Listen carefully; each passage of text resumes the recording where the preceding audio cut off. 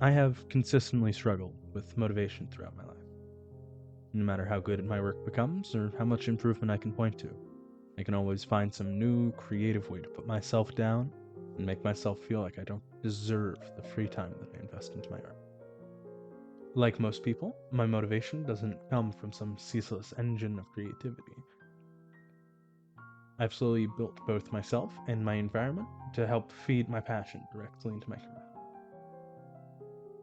Time for a quick interjection. I'm not a guru pretending to have my whole life figured out. I am a moron on the internet. What's helped me grow almost certainly isn't what's going to help you. The trick is to gain the skills to grow on your own rather than some sort of dogmatic, do this and you'll be fixed bullshit. Every single person is like a puzzle unto themselves. Taking time to learn yourself, it will do wonders to help you when you're trying to find motivation. And I cannot stress just how important it is for you to know yourself before working towards long-term growth. People on the internet will suggest just about a million different tips and tricks that are working for them. But if you go around trying to juggle everything, you're just going to drop one ball after another until you're left with pretty much just nothing of value. A good place to start would be just some simple introspection. What keeps you going, and where do you want to end up? Once you feel confident about that, take a look at a couple of those balls. Maybe even try them out for a few days. See if they fit you. But do try not to commit to anything just yet. Let's take a ball that people often recommend. Start a daily ritual, make yourself a cup of tea every morning, and help center yourself to start your day off right. For me, this ball does not fit very well. And let me dissect it so you can get a better idea of the process I'm trying to work you through. For starters, I do already have a complex daily ritual, one that involves coffee and a very different set of wake-up schedules based on the day for work.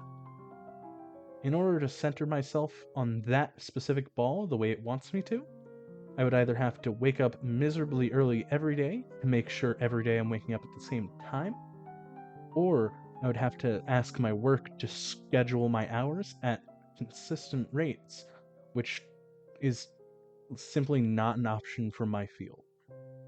And frankly, all of this is just not reasonable solutions to make one ball fit into my life, especially when I have in fact tried out very similar and all it gave me was a caffeine addiction. In addition to that, I do actually really enjoy the song and dance that I have with my coffee, and I do find it very indulgent already. But to get a similar quality of tea would be spending significant amounts of money just to receive the same amount of utils. And this is a painfully slow process for most people. You have to go through every single ball that you might be suggested and consider exactly how it fits into your life. But as an artist, you can make time that you spend drawing or otherwise creating pull double the weight. Drawing in and of itself is already a form of meditation. Your mind slowly goes blank as the proper flow state gets into you, which for a lot of people takes days or months to fully achieve with regular meditation, but that's just a regular Tuesday night for an artist. So use that time to become fully mindful of yourself and look more introspectively while also achieving the goal that you're setting up for in the first place. To be alone with one's thoughts is often more terrifying than any monster. Your inner critic tearing at the back of your head, telling you to stop, demanding more effort and insisting that it'll never be good enough. And that inner critic has an entire Buddhist principle, exploring nearly every aspect imaginable, called the monkey's mind. Buddhists have had 3,000 years to describe the monkey mind and explain the most effective ways to ignore or practically eradicate it. But I honestly find it most useful for those teachings to be the fact that they exist in the first place. There's just something so comforting about knowing that it isn't my struggle alone. And what's more, it's not some new invention. The internet didn't bring about the monkey's mind. It's a part of the human condition at this point. I find it comforting that everyone from Ernest Hemingway and William Shakespeare to Andrew Gower and Eric Barron have found themselves with a monkey and won, whether they knew it or not.